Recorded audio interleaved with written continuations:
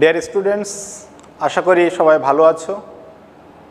তো আজ আমি তোমাদের সামনে দ্বাদশ শ্রেণীর সিলেবাসের অন্তর্ভুক্ত ভাষাতত্ত্বের যে পাঠটা আছে, অর্থাৎ লিঙ্গুইস্টিক্সের যে পাঠটা আছে, সেই পাঠের একটা অধ্যায় করাবো। ইতিমধ্যে দ্বাদশ শ্রেণীর বাংলা সিলেবাসের যেগুলো করা হয়েছে, যে 20টা মতো ক্লাস হয়েছে বাংলার, সেই 20টা ক্লাসে আমরা আমাদের গল্পের পাঠটা শেষ করে ফেলেছি। কে বাঁচায় কে বাঁচে, ভাত, ভারতবর্ষ এবং অলৌকিক এবং আমার বাংলা গল্পগ্রন্থের কয়েকটি গল্প। তাহলে এই গল্পের পাঠটা মোটামুটি শেষ হয়েছে। কবিতা আমরা একটা পড়িয়েছি, ক্রন্দনরতা জননীর পাশে। আমরা একটা নাটক পড়েছি, বিভাব, সৌম্যমিত্রের লেখা। এবং ভাষাবিজ্ঞানের যে অধ্যায়গুলো আছে সেখান থেকে এর আগে শব্দার্থ তত্ত্বটা পড়ানো হয়েছে। যেহেতু এখনও সবার হাতে বই এসে পৌঁছায়নি, সেই জন্য ভাষাবিজ্ঞানের পাঠটা একটু দেরিতেই শুরু করার ইচ্ছা ছিল। যেহেতু ওদিকে অনেকটাই এগিয়ে গিয়েছে, সেই জন্যে এই পাঠটা আমাদের শুরু করতে হচ্ছে। আশা করি এর মধ্যে তোমরা সবাই বই পেয়ে গেছো, এবং এই পাঠটা পড়তে গেলে অবশ্যই বইটা কিন্তু অবশ্যই জরুরি। শুধুমাত্র ক্লাস এবং নোটের উপরে ভিত্তি করেই পরীক্ষা দেওয়া যাবে না। নোটস একটা পড়লে ঠিক আছে, সামগ্রিকভাবে সেই নোটটাকে বুঝতে গেলে অবশ্যই তোমাদের রেফারেন্স হিসেবে বইটা রাখতে হবে। এবং ক্লাসটা পরে আবার নতুন করে দেখতে গেলে বা ক্লাসটা কমপ্লিট করতে গেলে, কমপ্লিটভাবে ক্লাসটাকে নিতে হলে অবশ্যই তোমাদের বইটা প্রয়োজন। তো আজ আমি তোমাদের ক্লাস 12-এর দ্বাদশ শ্রেণীর ধ্বনিতত্ত্ব, ভাষা পাঠের যে ধ্বনিতত্ত্ব, সেই পাঠটা আমি করাবো।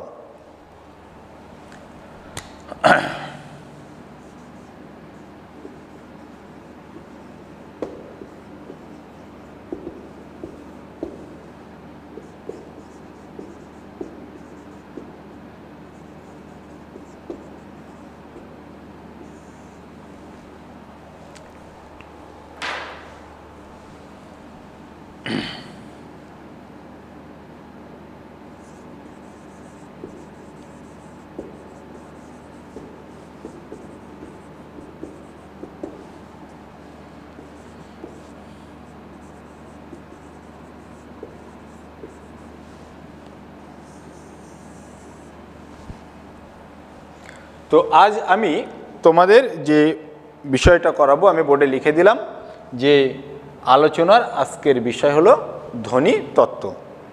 তো এই ধ্বনিতত্ত্বের আলোচনায় আমি প্রথমেই বলে রাখি যে আমরা পড়ছি কিন্তু ভাষাবিজ্ঞান। আর ভাষাবিজ্ঞানের যে মূল কথা, যে মূল থিম, সেটা কিন্তু কেবলমাত্র একটি ভাষার নয়।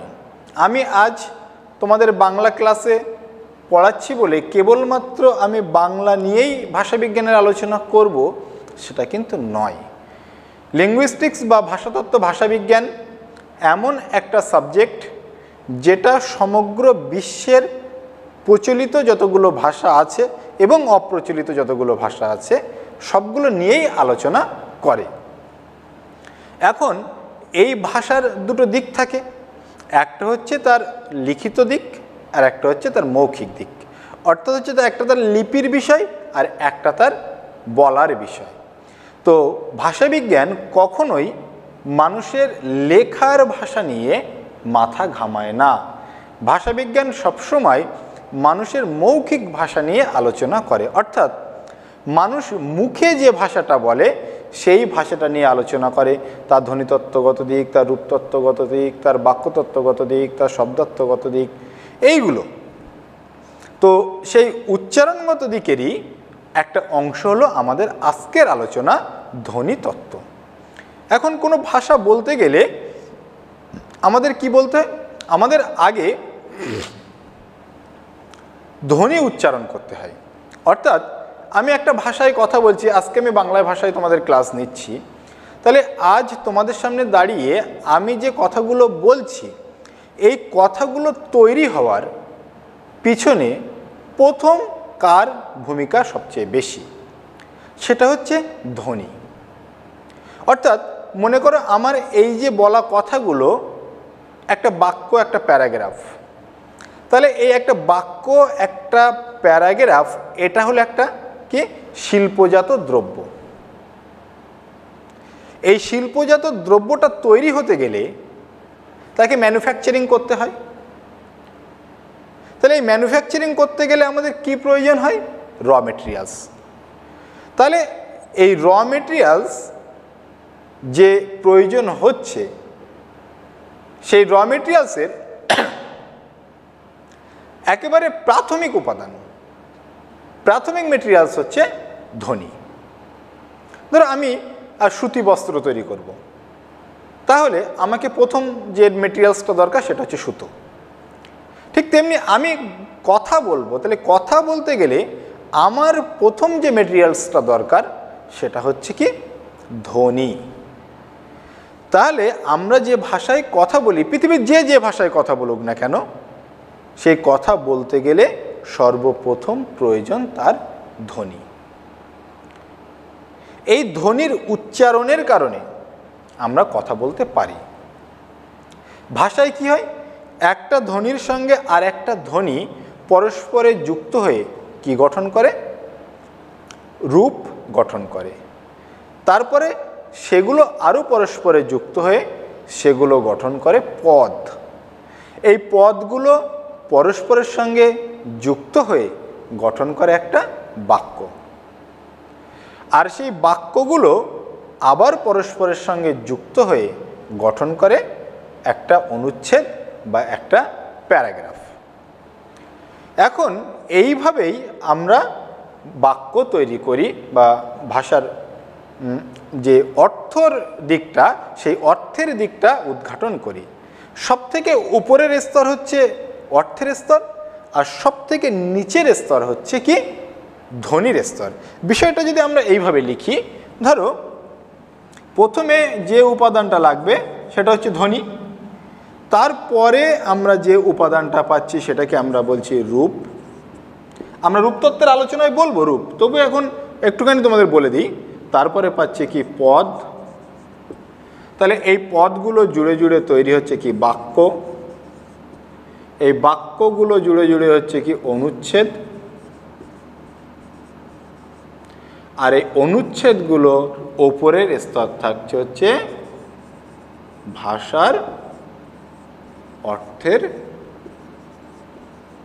স্তর। এখন এই ধ্বনি কাকে বলে? আমরা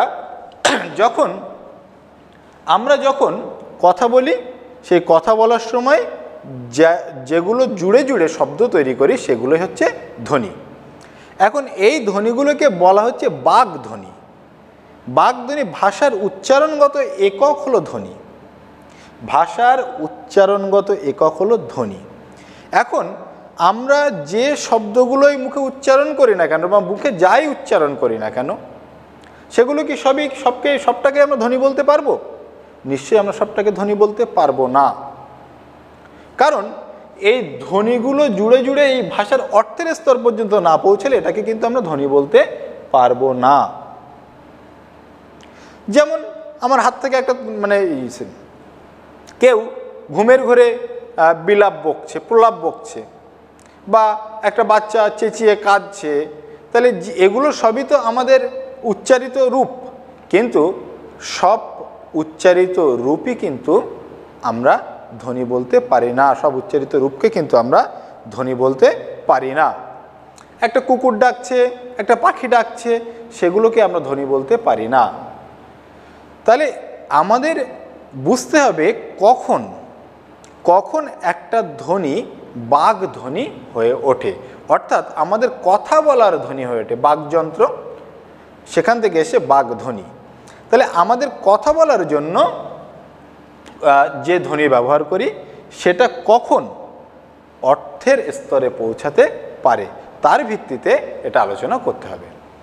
তো এরপরে আমরা বললাম যে বাগধ্বনি, বাগধ্বনির আগে আমাদের বাগযন্ত্র কথাটা, বাগযন্ত্র ব্যাপারটা কি একটু জানতে হবে।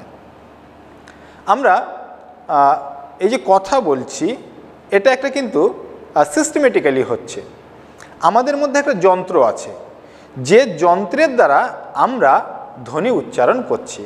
তোমরা যখন হারমোনিয়াম নিশ্চয়ই দেখেছো, তাহলে হারমোনিয়ামে কি হয়, হারমোনিয়ামটা যখন খুলবে, সাইডের চাবিগুলো সরিয়ে দিয়ে যখন হারমোনিয়ামটা উল্টে খুলবে, দেখবে হারমোনিয়ামের মধ্যে কিছু কাঠ আছে, যে কাঠগুলোর মধ্যে একটা নির্দিষ্ট গ্যাপ আছে, কোনোটার ছোট গ্যাপ আছে, কোনোটার বড় গ্যাপ আছে। যে সাইডে চাবিগুলো থাকে, মানে যেদিকে বসে হারমোনিয়ামটা বাজানো হয় তার নিচে চাবি থাকে, ওই চাবিগুলো টানলে ওই গ্যাপগুলো বড় হয়, কোনোটা বড় হয় কোনোটা ছোট হয়, এরকম সিস্টেম আছে। এইবারে যে হাত দিয়ে যেটা টানে, সেই টানার ফলে কী হয়, হারমোনিয়ামের মধ্যে বাতাস ঢোকে। বাতাস ঢোকার পরে যখন রিডটা আমরা চাপি তখনই সাউন্ডটা বেরায়। তো আমাদের এই যে বাকযন্ত্র, এটা কিন্তু হারমোনিয়ামের থেকে লক্ষ গুণ বেশি উন্নত। এটা ঈশ্বর প্রদত্ত একটা হারমোনিয়াম বলা যায়, হারমোনিয়াম না, হারমোনিয়ামের থেকে অনেক উন্নত। কারণ কি? কারণ হারমোনিয়ামে একটা নির্দিষ্ট সুর বাঁধা থাকে, সেই সুরের বাইরে হারমোনিয়াম বাজতে পারে না। কিন্তু সারা বিশ্বে প্রায় ৩,৫০০ রকমের ভাষা আছে। এই ৩,৫০০ রকমের ভাষার মধ্যে এই যে ধ্বনি, প্রায় লক্ষাধিক ধ্বনি আছে, তারও বেশি আছে। তাহলে সেই ধ্বনিগুলো কেবলমাত্র একটি হারমোনিয়ামের সাহায্যেই কিন্তু উচ্চারণ হচ্ছে। কারণ আমরা এখন বলতে পারি যে আমরা বাংলায় কথা বলছি, আমাদের এই যে কথা বলার যন্ত্র বা মুখের গঠন একরকম, আর যারা আফ্রিকার কোনো উপজাতি তারা যে ভাষায় কথা বলছে তাদের কথা বলার যন্ত্র অন্যরকম। নিশ্চয়ই না, প্রত্যেকটা মানুষেরই কথা বলার ধরন বা কথা যার সাহায্যে উচ্চারণ করছে সেটা একই রকম। তাহলে এই যে বাগধ্বনির উচ্চারণ করার যে যন্ত্রটা, এই যন্ত্রটা কিন্তু আমাদের ভাষার ক্ষেত্রে একটা গুরুত্বপূর্ণ ভূমিকা পালন করে। কয়েক মাইক্রোসেকেন্ডের মধ্যে আমরা আমাদের এই কথা বলার প্রক্রিয়াটা সম্পন্ন করে ফেলি। আমাদের মুখটাও ঠিক একটা হারমোনিয়ামের মতো। আমাদের যখন আমরা শ্বাসবায়ু গ্রহণ করছি, হারমোনিয়াম যেমন বাতাসটাকে টানে, ঠিক তেমনি আমরা কথা বলার সময় আমাদের শ্বাসবায়ুটা টানছি ভিতরের দিকে। এমন বাংলায় এমন কোনো শব্দ নেই যে শব্দগুলো উচ্চারণ করতে গিয়ে শ্বাসবায়ু আমরা ভিতরে টানার সময় উচ্চারণ করি। সমস্ত শব্দই আমরা মানে শ্বাসবায়ু যখন বাইরে বার করি তখনই উচ্চারিত হয়। এখন এই শ্বাসবায়ু বাইরে বার হতে গিয়ে বিভিন্ন জায়গায় বাধা পায়, বাধা পেয়ে বিভিন্ন ধরনের সাউন্ড তৈরি করে। প্রথমে আমাদের কণ্ঠ, তারপরে আমাদের যে আলজিভ আছে সেখান থেকে যখন বাতাসটা বার হচ্ছে, তারপরে কি তালু, মূর্ধা, দন্ত, ওষ্ঠ, জিহ্বা। এরা এই যে জিহ্বা হচ্ছে মেন ফ্যাক্ট কাজ করে, মেন আমাদের কথা বলার জন্যে। এই জিহ্বা যখন যেখানে আঘাত করবে ঠিক তখন আমাদের সেই শব্দই উচ্চারণ হবে। জিহ্বা যদি উল্টোপাল্টা জায়গায় আঘাত করে তবে কিন্তু আমাদের শব্দটাও অন্যরকম হয়ে যাবে। তাই কথা বলার জন্যে আমাদের বাকযন্ত্রের একটা গুরুত্বপূর্ণ ভূমিকা আছে এবং এই বাকযন্ত্রের সাহায্যে একটা ধ্বনি অর্থবহ হয়ে ওঠে এবং সেই ধ্বনির পরবর্তীতে মানে শ্রোতার কাছে একটা প্রতিক্রিয়া সৃষ্টি করতে পারে। এখন আমরা যখন এবারে বলছি কি বাকযন্ত্র সম্পর্কে তিনটে জিনিস আমাদের একটু মনে রাখতে হবে। বলছি আমরা যখন কথা বলার সময় আমরা যখন অবিচ্ছিন্নভাবে পরপর ধ্বনি উচ্চারণ করে কথা বলি, একটি ধ্বনির কোথায় শেষ আর একটি ধ্বনির কোথায় শুরু। তাহলে আমরা যখন লিখছি তখন আমরা সেটা পূর্ণচ্ছেদ, আমরা সেটা কমা চিহ্ন বা জ্যোতি চিহ্ন ব্যবহার করে আমরা বোঝাচ্ছি এই লাইনটার এখানে শেষ, এই লাইনটা এখানে শুরু। কিন্তু যখন বলছি তখন তো আর আমাদের সেই দাড়ি কমা বা পূর্ণচ্ছেদ এইগুলো দিয়ে তো বোঝাতে পারছি না, কেবলমাত্র আমাদের টোনের উপরে নির্ভর করে শ্রোতা বোঝে। এই যেমন আমি কথা বলছি, তাহলে আমার কথা বলার কোথায় শেষ এবং তারপরে আমি আবার কোথা থেকে শুরু করছি, এটা কিন্তু আমার বলার টোনের উপরে নির্ভর করে। তাহলে এক্ষেত্রে কি ধ্বনির কিন্তু একটা গুরুত্বপূর্ণ ভূমিকা আছে। আমি যখন লিখে প্রকাশ করব তখন জ্যোতিচিহ্নের একটা গুরুত্ব, আর এক্ষেত্রে ধ্বনির যে মানে উচ্চারণ, সেই উচ্চারণ কিন্তু একটা গুরুত্বপূর্ণ ভূমিকা পালন করে। এইবারে বলছে পাশাপাশি একটি ধ্বনি শেষ ও পরের ধ্বনিটির শুরুর সীমায় কোনো ছেদ থাকে না, ফলে পাশাপাশি ধ্বনির উচ্চারণ সর্বদাই পরস্পরকে প্রভাবিত করে। তাহলে বলছে পাশাপাশি অবস্থিত দুটি ধ্বনির যে উচ্চারণ এরা পরস্পরকে প্রভাবিত করে। কেমন? ধরো আমি বলছি 500 টাকা, তাহলে 500 টাকা এইটাকে আমরা যখন লিখে প্রকাশ করছি 500 টাকা, কিন্তু এটাকে যখন আমি উচ্চারণ করব তখন কি বলবো? 500 টাকা। তাহলে দেখো এখানে এই যে চ ছিল আর এখানে তালবুস্যা ছিল, তাহলে এই দুটো কি পাশাপাশি অবস্থিত? তাহলে এই তালবুস্যের প্রভাবে, তালব্যস্যের প্রভাবে চ ধ্বনিটা কিন্তু এখানে তালব্যস্য হয়ে গেছে। তাহলে একটা ধ্বনি যখন আমরা লিখে প্রকাশ করছি তার উচ্চারণ একরকম হবে, আর সেই ধ্বনিটা যখন আমরা মৌখিকভাবে প্রকাশ করছি তার উচ্চারণ কিন্তু আর একরকম। কারণ কি? পাশাপাশি অবস্থিত দুটি ধ্বনি পরস্পরকে প্রভাবিত করছে। কিন্তু ব্যাকরণে ভাষার ধ্বনি বিশ্লেষণের সময় বিশ্লেষণের সুবিধার জন্য প্রতিটি ধ্বনিকে আলাদা আলাদা খণ্ড একক হিসেবে ধরে নেওয়া হয়। অতএব আমরা মনে রাখব যে যদিও খণ্ডধ্বনির চেয়ে ধ্বনি প্রবাহের বাস্তবতা অনেক বেশি, তবুও বিশ্লেষণের উদ্দেশ্যে ব্যাকরণের গণ্ডিতে আমরা ধ্বনি খণ্ডকেই গুরুত্ব দেব। তাই খণ্ডধ্বনির অপর নাম বিভজ্য ধ্বনি। এইবারে দেখো এই যে 500 টাকা, এটাকে যখন আমরা বিশ্লেষণ করব তাহলে প যুক্ত আ যুক্ত তালবুস্য, তাই তো? 5 ও তালবুস্য যুক্ত, তাহলে এই যে আমরা এই এক একটা একক, এগুলো হচ্ছে এক একটা ধ্বনির একক। এইবারে এইগুলো হলো এক একটা কি খণ্ডধ্বনি।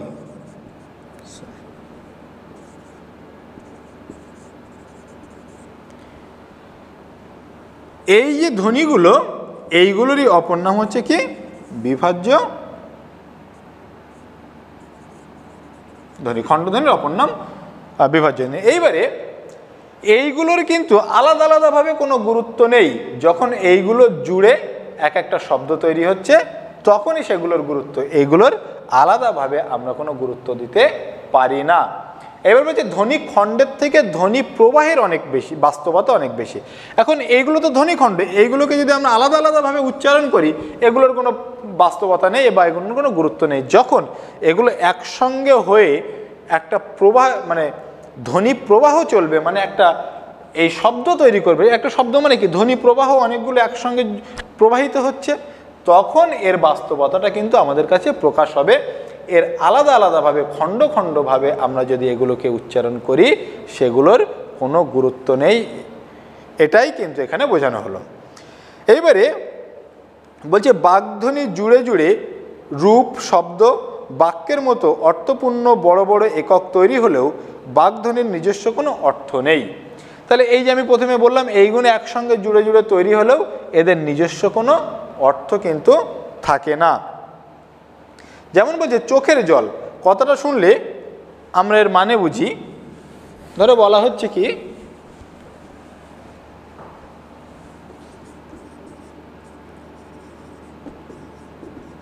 চোখের জল, তাহলে এখন যদি আমরা শুধু চোখ এই কথাটা বলি আর এর সঙ্গে র যুক্ত আছে, তাহলে চোখের যা অর্থ এর সঙ্গে র যুক্ত হবার ফলে তার অর্থটা কিন্তু চোখের থেকে বেশি।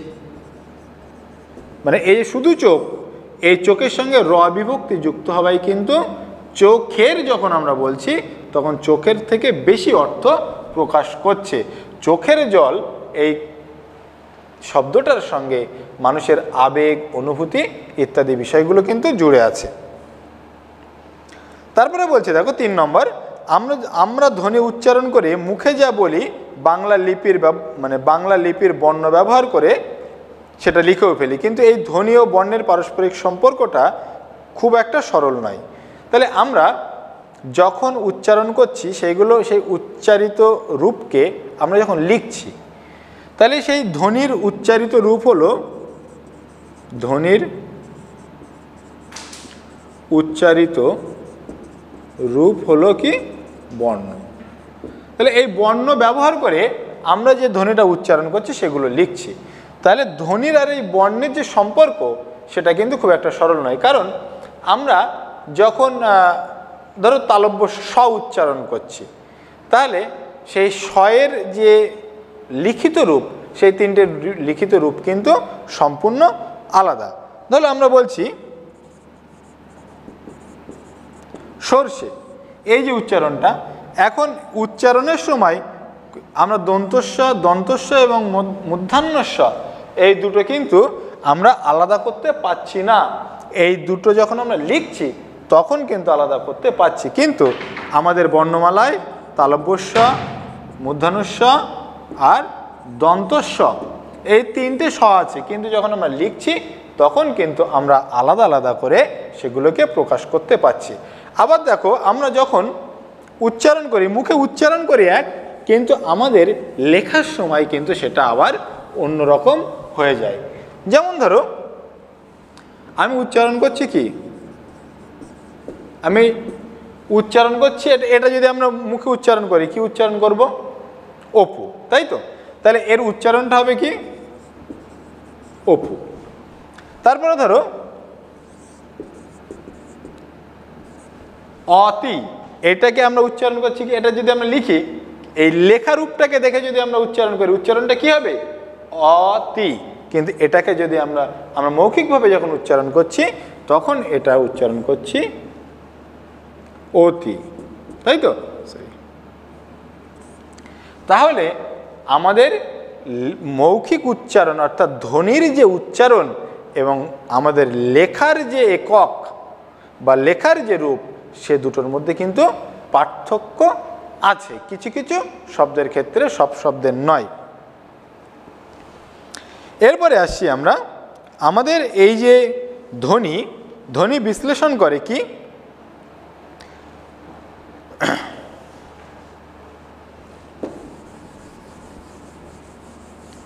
ধ্বনিতত্ত্বের যে আলোচনা সেটা দেখো,